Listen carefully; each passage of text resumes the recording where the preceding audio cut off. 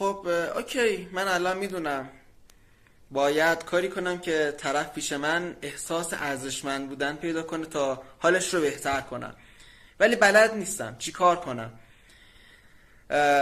شاید با خودمون فکر کنیم حالا یه نفر که میاد پیش ما، حالا ما اینو دوستش داریم، جلوش هیجان زده میشیم تا با انتقال اون هیجانی که هست حالش رو بهتر کنیم. فکر میکنیم اگه هیجانی رفتار کنیم این همونجاست که طرف داریم مثلا جلوش دست و پا میزنیم که بیشتر به ما توجه کنه.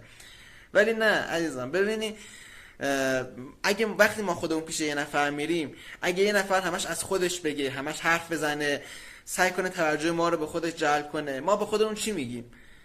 میگیم بابا ولش کن، همش اصلا به حرف من گوش نمیده، فقط خودش واسه خودش مهمه. خب پس یه نکته من هم الان خیلی ریز گفتم، هر چیزی رو که میخوایم ببینیم چی کار میتونیم انجام بدیم برگردیم به خودمون. من تو موقعیت‌های مختلف چطوری تجربه میکنم، اگه پیش کسی میرم چجوری اون طرف میتونه منو جذب کنه، همین رو برگردونیم به طرف مقابل.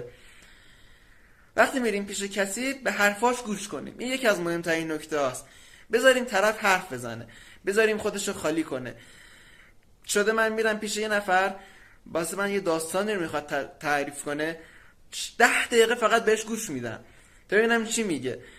وقتی طرف برای ما صحبت میکنه و ما حرفش رو قطع نمیکنیم، طرف توی ناخودآگاهش میگه ببین من واسه این مهمم، داره به من توجه میکنه. پیش 100 نفر رفتم و حرف من گوش ندادن، منو پروندن، این طرف برو اون طرف رو نگاه کرد، اصلا براشون مهم نبود، ولی این طرف مقابل داره به حرف من گوش میکنه. چرا؟ چون حرفای من واسهش مهمه. چرا؟ چون من شدم دغدغش. چرا؟ چون حرفای طرف منی که میزنم میخواد گوش کنه، به من راه حل بده. پس یکی از مهمترین نکته ها، اگه نتونیم بگیم مهمترین نکته، یکی از مهمترین نکته ها اینه که چی؟ به حرفای طرف مقابلمون گوش بدیم. بذاریم، دیدین ما وقتی بریم پیش دوستمون میخوایم خودمون رو خالی کنیم، پیش رفیقمون، پیش پارتنرمون، چرا پیش اون احساس آرامش میکنیم؟ چون احساس میکنیم میتونیم واسهش حرف بزنیم، چون احساس میکنیم طرف به حرفای ما گوش میده. پس بذاریم طرف خودش رو پیش ما خالی کنه و این خالی کردنه میشه ریشه های شکل‌گیری یک ارتباط محکم، چون طرف پیش ماست که احساس میکنه حالش داره بهتر میشه.